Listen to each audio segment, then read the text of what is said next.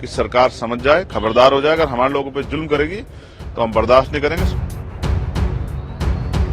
महाराष्ट्र के परभणी में संविधान का अपमान किए जाने के बाद भड़की हिंसा और यूपी के 2 बड़े नेताओं ने इस पर कड़ी प्रतिक्रिया दी।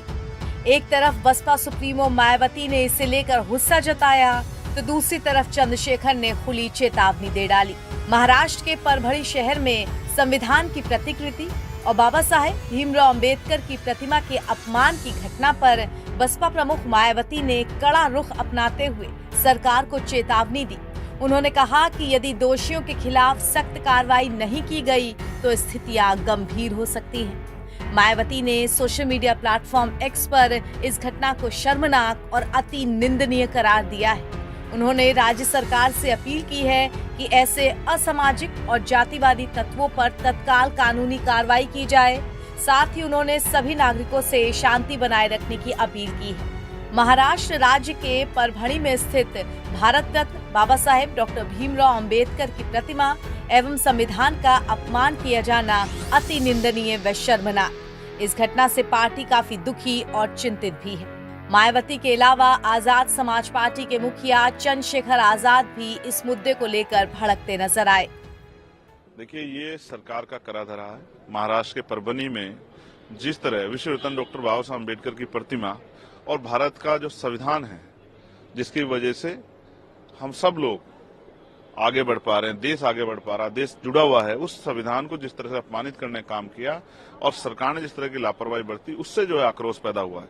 मैं सरकार को स्पष्ट शब्दों में कहना चाहता हूं, जिस तरह से सरकार के इशारे पे पुलिस ने वहां के नौजवानों के अम्बेडकरवादियों की खाल खींचने का काम किया, लाठियों में जो वीडियो में दिख रहा है, जिस तरह से हिंसा करने का काम पुलिस ने किया है, जिस तरह पुलिस के लोगों ने जो है जुल्म किया है वहां के नौजवानों पे, वहां के अम्बेडकरवादियों पे, हम स्वीकार नहीं करेंगे।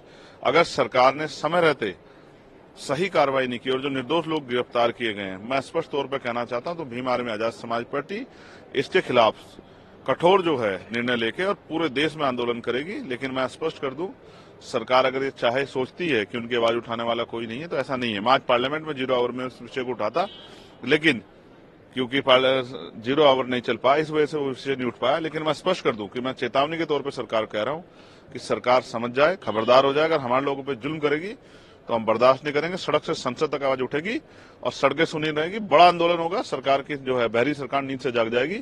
इस बात की मैं चेतावनी महाराष्ट्र सरकार को देता हूं। और जिस तरह संविधान के अपमान पर सरकार चुप है, ये भी इस बात का पुख्ता सबूत है कि ये सब सरकार की देखरेख में हुआ है और सरकार चाहती है कि अम्बेडकरवाद को कुचला जाए, ये किसी भी कीमत पर स्वीकार नहीं किया जाएगा। इस घटना को लेकर आपको बता दें कि महाराष्ट्र के परभणी में एक अज्ञात व्यक्ति की ओर से संविधान का अपमान किया गया, जिसके बाद हिंसा भड़क उठी। इस दौरान कई इलाकों में आगजनी की घटनाएं की गईं। आंदोलनकारियों की मांग है कि संविधान का अपमान करने वालों को फांसी की सजा होनी चाहिए। फिलहाल स्थिति को नियंत्रण में लाने के लिए पुलिस ने आंसू गैस के गोले भी दागे हैं।